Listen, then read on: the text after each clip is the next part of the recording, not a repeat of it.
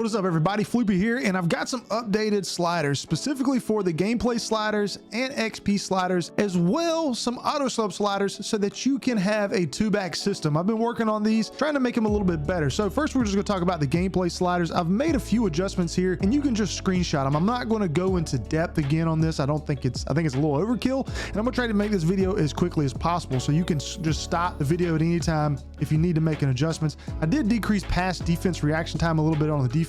That's pretty much the only thing that I really changed. Fatigue I kept at 80, but we're going to talk about a little bit with fatigue and auto sub sliders if you want to run a two running back system here in a second. And then penalties, we all left the same. Now, one of the biggest changes that Madden has done, and really its only update, is that they actually went in and did make a patch to the XP sliders, and the only one they actually changed was the quarterback progression. They said, and which I had already confirmed in another video, that it was too low, and that, or technically the slider was too high. So you would have quarterbacks who would be way too overdeveloped 10 years into the system. So I went back, I originally had this at 55, and now you see that I have it at 85, and I've tested this. If you want to see how I've tested it, I'll leave a link down in the description below. Also, I'll probably have it up in one of the top of the corners showing like right now, where you can actually watch how I went about having all of these XP sliders be correct. Because if you use just the base XP sliders, what's going to happen is that all your players are going to be progress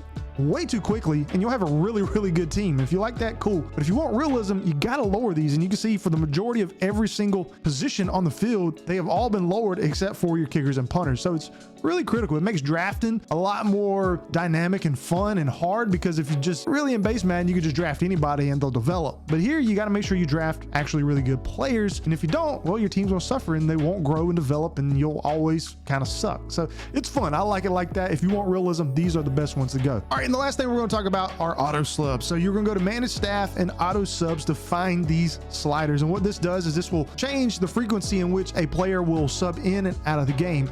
Now, some positions like quarterbacks, your offensive line, your safeties, your corners, even wide receivers to a certain extent, you don't really want them to move in and out a whole lot. But predominantly, the two main position groups that you want to see some rotation in is going to be your defensive line and defensive tackles. So defensive ends and defensive tackles. And none of that has really changed. Again, you could stop the video at any point and make sure these are what you currently have from my previous video. But the other one that I've had a lot of trouble with was the sub in and sub out. It's pretty difficult with auto subs to kind of get a two-back system. So think of Tony Pollard and Ezekiel Elliott, or think of Bryce Hall and Michael Carter for the New York Jets. Those are kind of two teams that, there are other teams in the NFL, but two teams that use kind of a two quarter or running back system, which they rotate in and out depending on the package, depending on what down it is, depending on if players get tired. You know, really, the Cowboys use Tony Pollard more in passing situations and to give Ezekiel Elliott a breather. They're starting to integrate him more into the offense as the years have progressed. Then if you look at like the Jets are really just kind of both using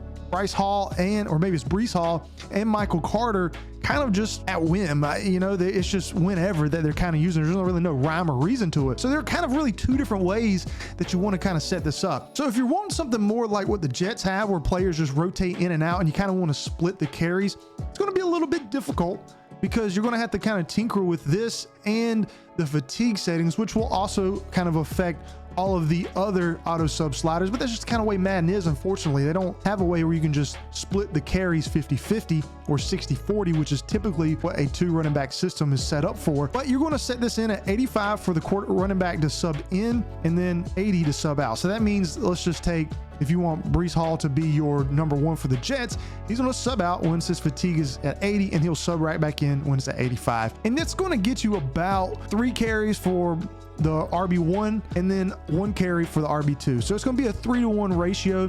And there's really no way other than changing things in the depth chart, which we're going to get ready to talk about, to get more carries. So if you want a two running back system that's situational, kind of like what the Cowboys do with Tony Pollard and Ezekiel Elliott, although it's like I said, it's kind of changing to where Tony Pollard's starting to take over more and more carries. But say you have situational running backs that you want to put in at certain times during the game, I would still keep the sliders the same, 84 and 79 from what they were previously. But if you do want that RB2 to get a little more action, then you can just bump both of these up by 1 like we had previously. But the biggest thing that you need to actually go in and make sure that you have correct is go into the depth chart. So you're going to go to manage roster, you'll go to your depth chart, and then you're going want to go and look. So for Christian McCaffrey, obviously he is our #1 running back, but let's just go to the Cowboys, for instance. So you see the Cowboys have set up where Ezekiel Elliott and Tony Pollard are 1 and 2 respectively.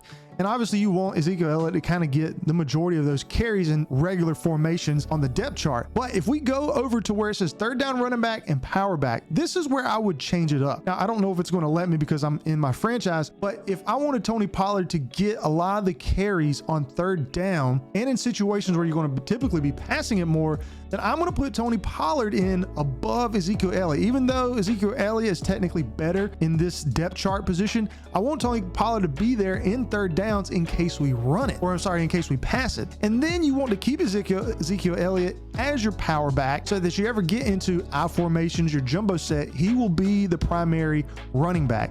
And then all of this will get changed depending on the auto sub sliders that we made previously. So let's say, for example, Tony Pollard is in at #1, but his fatigue is too low. Then in third down situations, Ezekiel Elliott's going to go in, and vice versa. If Ezekiel Elliott's tired and you're in a power formation, then Tony Pollard's going to get a chance. And I think that's really the best way of doing it. But if you have a situation where you have 2 running backs that are very similar, like Michael Carter and Breece Hall, it's going to be a little bit more difficult. You just kind of have to pick and play with it a little bit and try to figure out what you want, because hey, you're the coach, you get to decide that. But I hope that helps you out. I hope that kind of gives you a better understanding of how to run a 2 running back system. And if you learned anything, make sure to hit that like button and subscribe so that you never miss videos like this. I'll catch everybody later. Peace out.